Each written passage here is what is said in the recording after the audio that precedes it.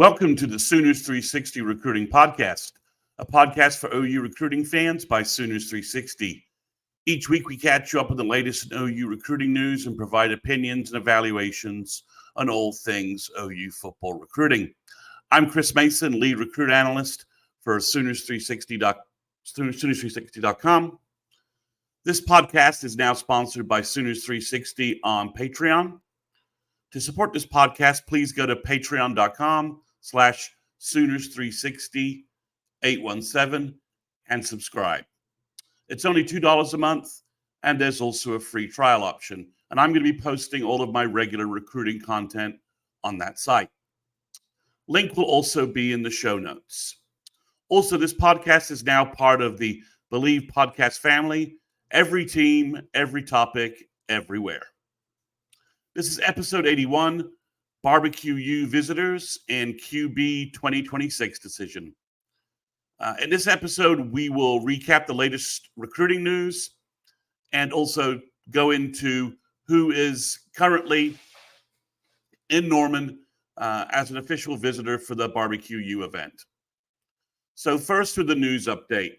So Kamori Moore is one of the committed players there. There's a number of committed players visiting. It's a large group, and Kamori Moore is one of them. And he started things off with a little bit of a bang by indicating his tweet seems to indicate that OU might have gotten a new commitment from one of the players visiting this weekend. So we'll have to see how that pans out, but that was kind of a quick start. One of the guys I'm about to talk about is safety from Arkansas, Omarion Robinson. And right after being in Norman, he pushed off his commit date from June 29th, I think it was, to July 6th. So I'm not sure if that bodes well for OU or if there's no real connection and he hasn't made a decision yet, or he's giving himself more time for a decision. Not really sure how to interpret that, but it's certainly something of interest. Also, continuing a story that everyone's been tracking for the last sort of week and a half. Ty Haywood is not in Norman.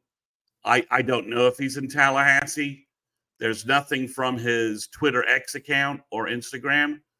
That's not really anything new. He's not an active social media poster. So he could be in Tallahassee. He could not be in Tallahassee. It's just not clear.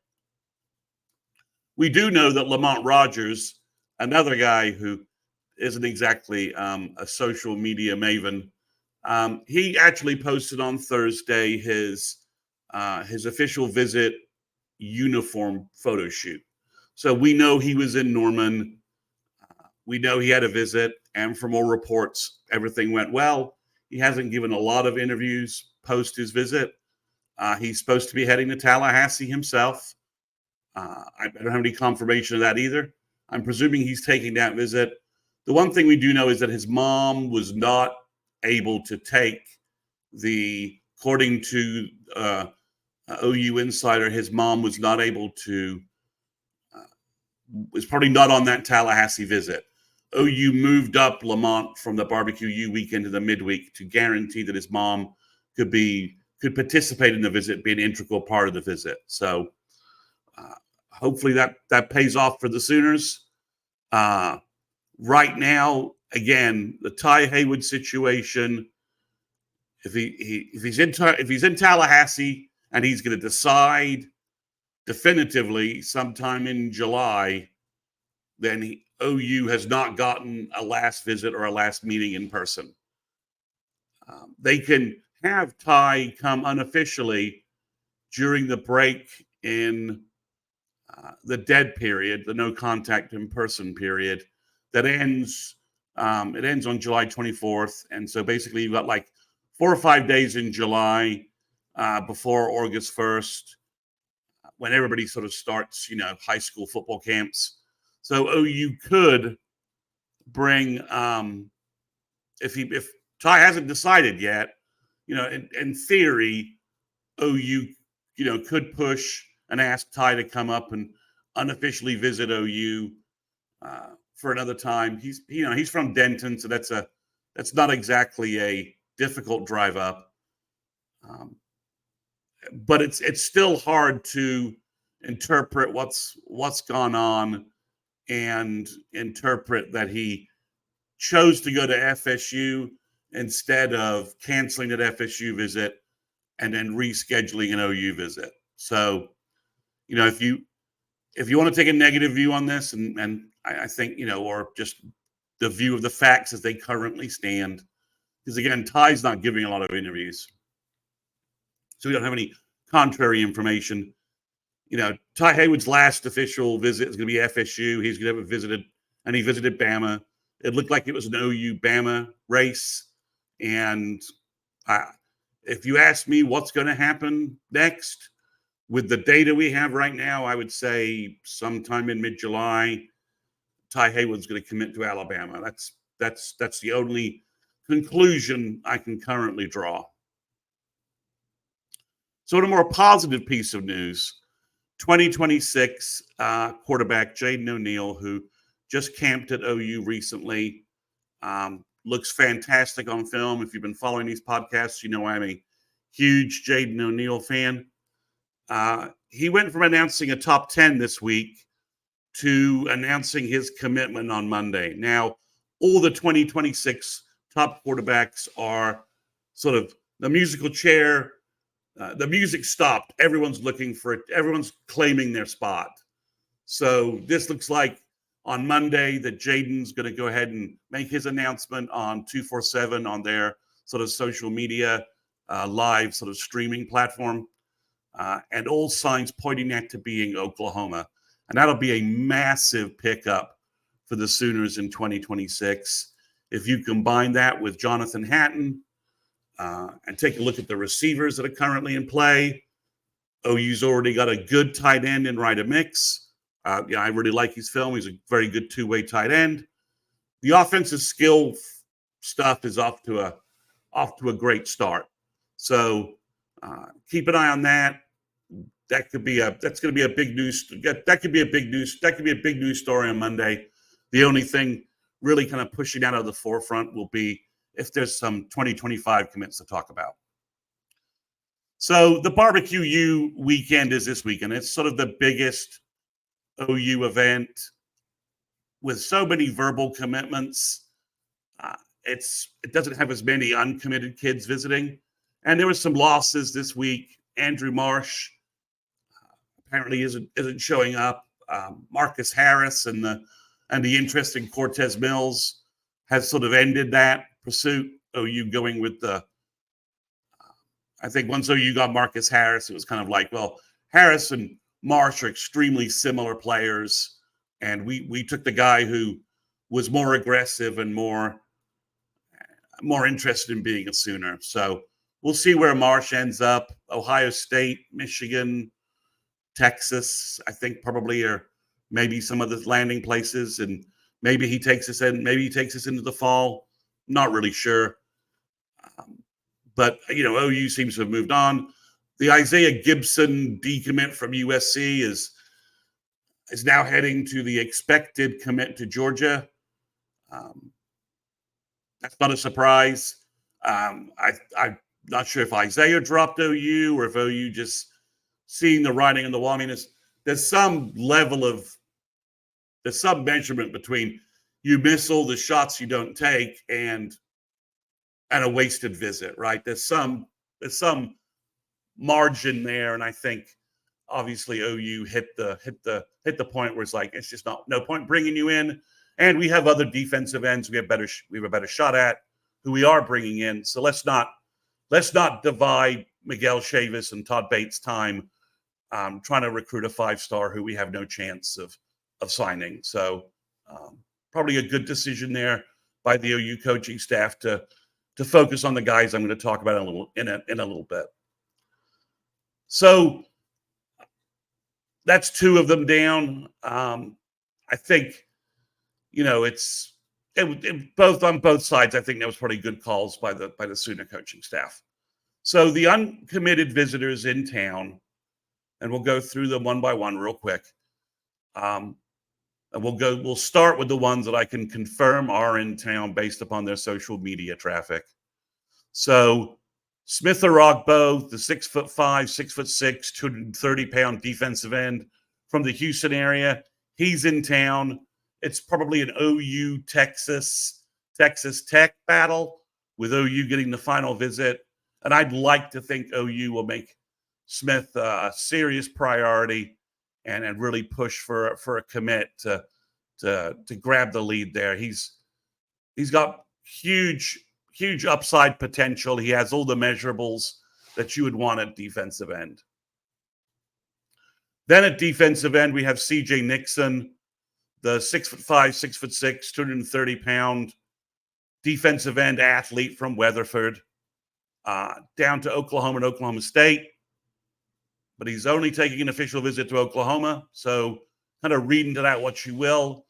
I think this could be the last step towards a commitment for the Sooners, and Nixon's, again, has sky-high potential. It's just all about development. Now, he could also be maybe an elite tight end. So that's something to watch, depending upon what else OU does. Because OU at defensive end also has Cade Pietrek still floating out there with people projecting him to verbal to OU. But CJ Nixon's on campus. Emmanuel Choice, the 6'4", 200-pound wide receiver from Lancaster, Texas. He's also confirmed. It's probably an OU, TCU, A&M battle. And depending upon the wide receiver numbers for OU, you like Choice as the big wide receiver complement to go with EJ Thomas, Harris, and Grayson Harris. Just those are smaller guys. A big flanker to go with the other players would be kind of an ideal grouping. And we know Emmett Jones likes big receivers, and he can develop big wide receivers. So that could be a choice that sort of fits together. The last guy confirmed in town is Omarion Robinson, the safety from Arkansas I just talked about. He's on campus. That's confirmed. So the four guys that were scheduled to be on campus, and we've not heard anything that says they're not. I just can't tell you that I've got any data that says they are. The first one is obviously the biggest name, Max Babalola, the big offensive tackle from Kansas City. He doesn't really do social media either. That's going to be a trend in comments from me. So there's no social media, but that's not really a surprise. He didn't do any from Michigan. He didn't do any from Stanford. I don't think he did any from Missouri. So he just doesn't do a lot of social media traffic. Looks like Stanford's the leader going in, but OU has a lot to sell to Andrew. When he first visited OU and started developing a connection with the Sooners, it looked like OU could be a leader there. It's hard to know where Michigan is with their coaching staff changes and some of the things going on there. And obviously, Missouri's floating around somewhere, depending upon who you talk to. But I'll be honest, in the interviews I have seen Andrew give, he's not really talking a lot of Missouri football or Missouri recruiting. So, and he's in Kansas City, Kansas, not the Missouri side. So Missouri's in-state NIL turbo boost, I don't think is relevant. Whereas, Williams Winery and Luther Burden, it was kind of it got to play a difference. So we'll see how that shakes out. And then the other defensive end, Max Granville, the 6'3", 230-pound edge rusher from the Houston area. Looks like an A&M, Penn State, OU triple battle. Not sure how that's going to shake out. There seemed to be some A&M momentum, about 6 weeks ago, but he visited there and didn't shut things down. And it looks pretty active between the three schools, depending upon who you believe.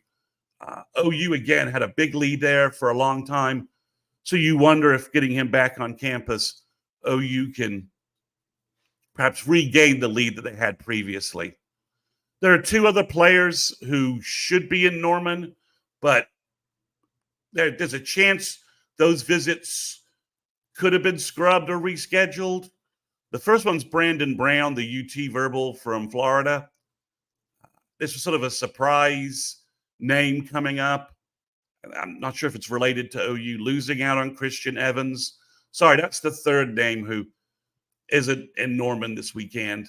Christian Evans, the big defensive tackle from Virginia, committed to Virginia Tech on Friday, and that had been expected for about a day or two. So OU's lost a couple of their defensive tackle targets, and Cole Brewer and Christian Evans, who we thought might be part of the class. So I think Brown is maybe OU bringing in someone to just see where they fit, but it is a chance that visit maybe hasn't happened. And while he's not sticking with Texas, I think there's a chance he may be getting ready to flip to LSU, depending upon that's what the internet rumors are currently floating around. And then Christian Jones, the linebacker from Nebraska, he was a big recruit under Ted Roof. It was sort of Christian Jones and Christian Thatcher looked like they would be the linebacker duo under Roof. Under Zach Alley, things kind of changed a little bit, not as much attention.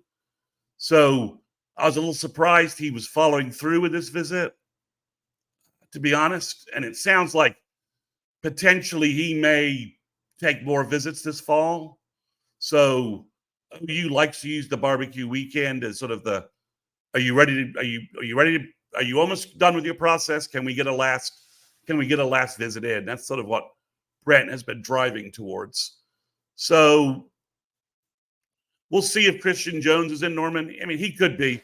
It's been on the books for months, but this is the last weekend of recruiting before the dead period. So sometimes, as we're seeing, things kind of shake out, and some players, don't show up or just reschedule to somewhere else.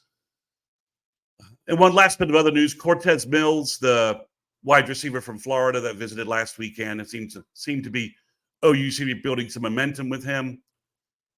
Clemson site writer just put in a forecast for OU, but Mills is in LSU, so I guess there's a chance LSU could make a run with him, but it looks like Mills is ready to close this down and decide between OU and Clemson.